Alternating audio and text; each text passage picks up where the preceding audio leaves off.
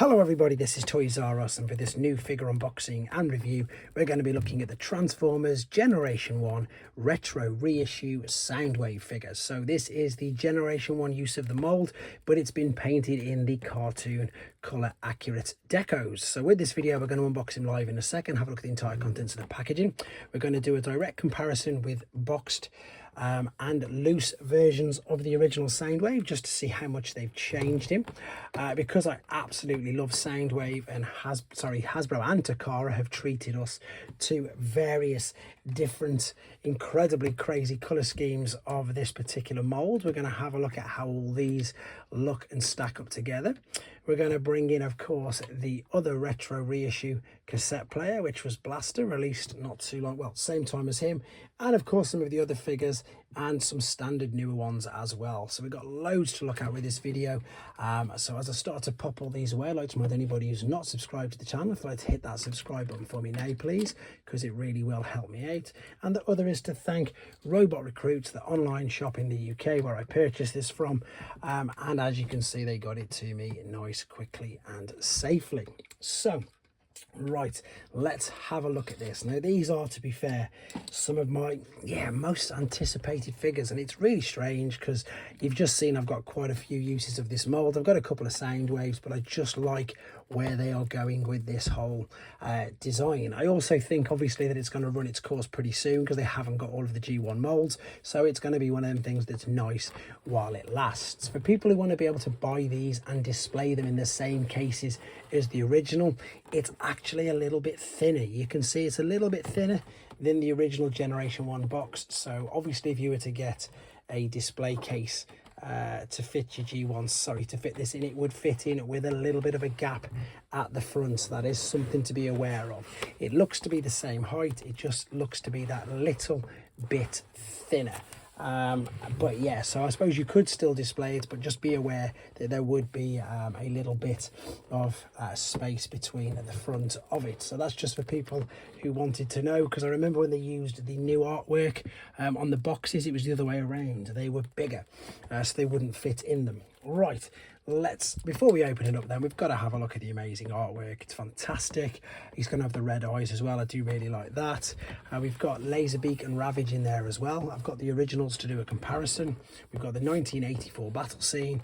We've got all three tech specs on the back, and we've got a little bit of a write-up as well. So yeah, there's a bit of a surprise when they decided to go back to the Generation 1 style packaging. I'm a fan of either, to be honest.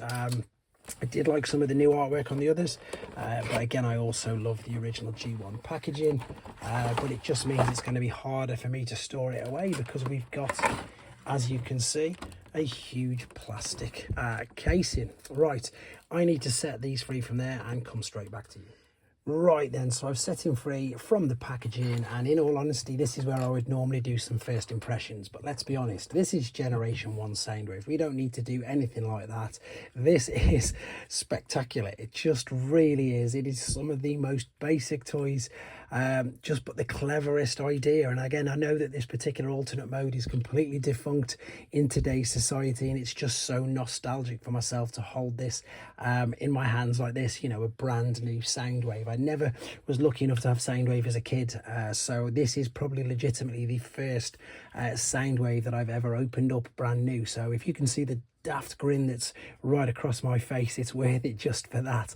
And it's great to feel all the die cast in here as well. So again, just to reiterate to people, because people still ask in the comments or don't think that it is, this is a carbon copy, as in the exact same mold as the original. All they have done is they have painted it slightly different. So where you've got the metal toes, where you've got all the die cast parts on here, you could feel it, and you can feel it in the weight and as soon as you see it.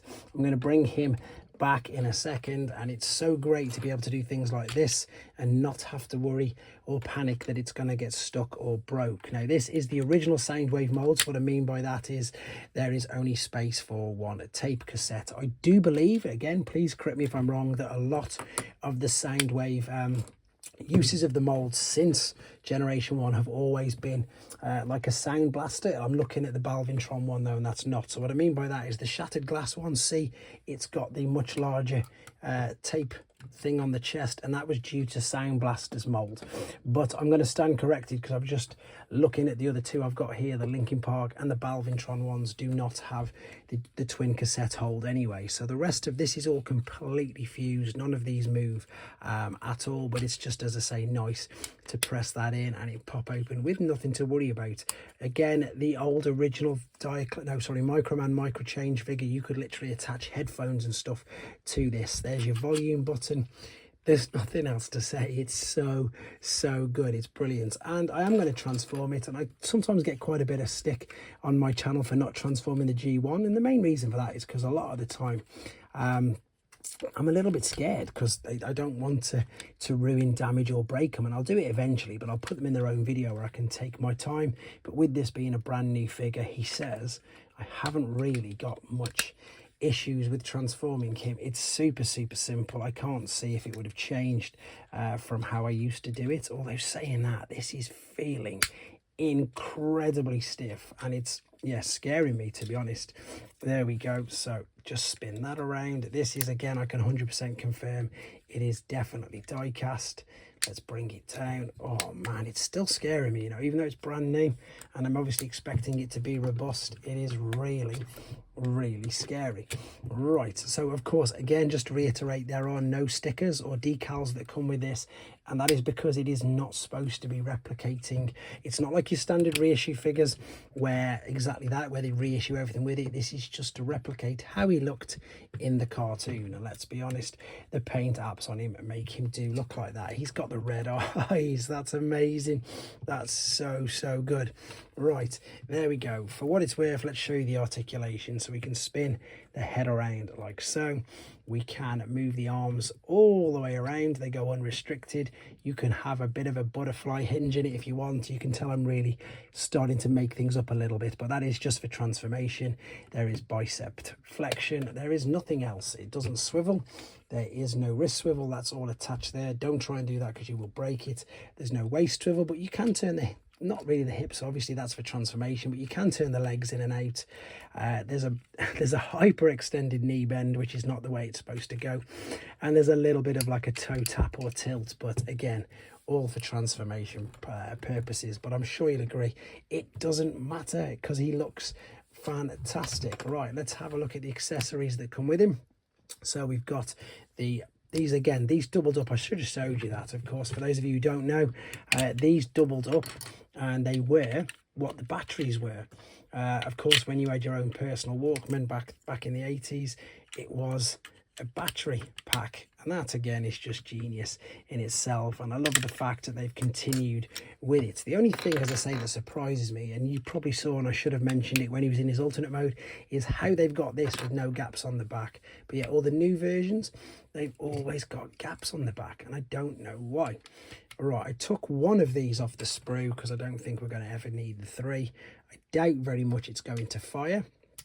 Let's have a look.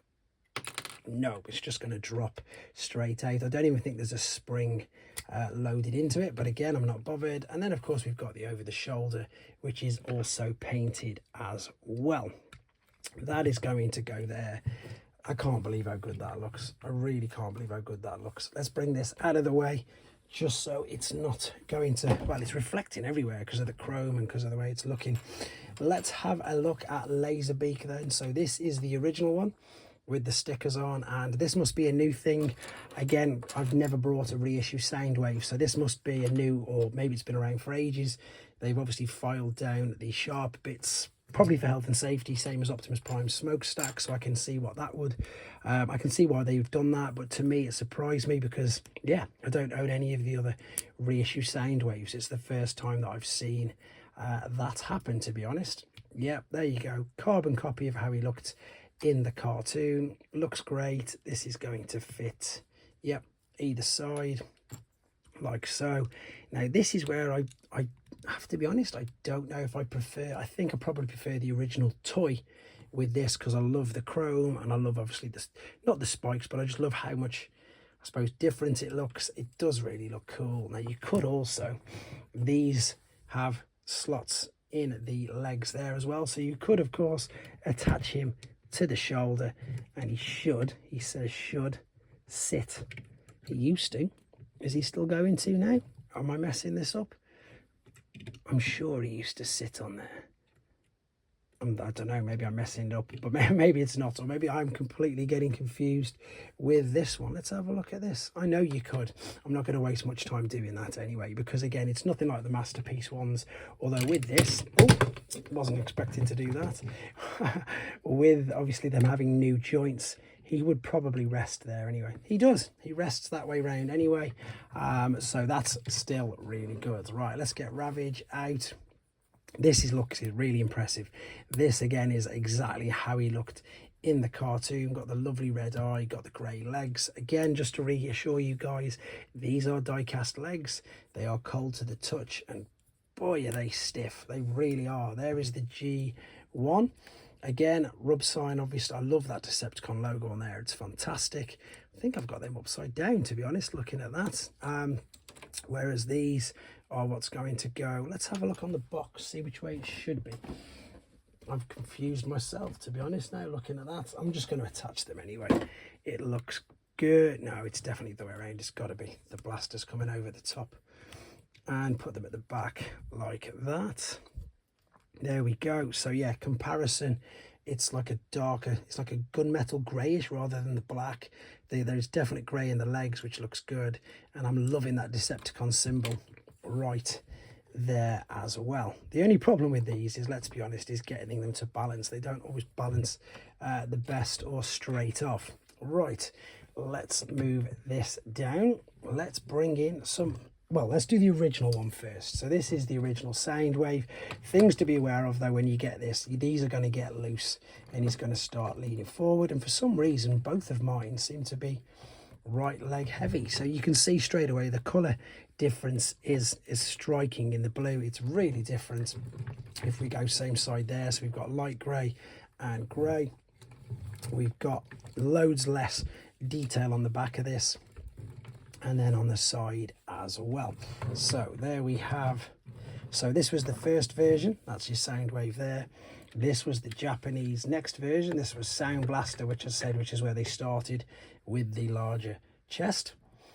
I'm going to keep him there for a second. And then they went a little bit crazy. We had a shattered glass version, which was the eHobby exclusive. In fact, let's see how many of these I can get on screen at once. So there's the shattered glass. There's that Soundwave. There's Sound Blaster. Then we had a Linkin Park special edition one. There we go. And then more recently we've had a Balvintron. So I believe there's obviously loads of KOs of this particular figure, but these are all official Hasbro Takara releases of him. And I'm sure you'll agree they all do look great. I'll do a short and some more detailed videos on all of these pretty soon for you. Let me just shift these out of the way and let's see how he looks with some fellow Decepticons in their movie colours. Right, I've got a couple ready. So we've got Kickback, I've got Thundercracker, and then this is the one I'm expecting to see next, guys. This one isn't out yet, before anybody asks. This is the Japanese eHobby exclusive. That is Animation Accurate Colors Galvatron, and as I say, I'm expecting him to get reissued in that particular color very, very soon. He doesn't even fit on. Can't get it. There we go. There's his head in there. So you can see that they look great together. And then, of course, importantly, there is Blaster. Again, never ever a fair fight. Never in the toys anyway. In the cartoon, always a fair fight, but never ever in the toys. And funnily enough, just because he's here as well, there are your Steeljaw and Ravage comparisons as well. Right, let's bring some newer figures and newer Soundwaves and see how he looks compared to them. So let's just shift some of these out of the way. Now I've only brought, or I've only got rather, for this particular video, obviously there's so many different releases of Soundwave, especially in the Generations toy line, but what I've got is two of the fairly recent ones. So we've got the Netflix one, which is there, and we've got, this is the Legacy one. I've got the Siege one as well, but this is just to give you an idea, as I say, of his size. So it's a good Voyager class size, quite easy to be honest, which you can see there. Everything's reflecting all over the place. Do apologise. This is a deluxe Hound, again I suppose in cartoon colours, and then this is your leader class Sandstorm figure. Funnily enough, There is a Netflix Optimus Prime as well. And then finally, let's just bring in a little core class figure just to give you an idea of how big he is compared to some of the newer figures. Well, there you go, guys. Hopefully I've done him some justice, and as I say, I will get around to doing some shorts with different sound waves and of course some of the other crazy mold uses as well. There you go. Hope you enjoyed looking at him. What a figure. Can't wait for the rest of the retro reissue line. Take care.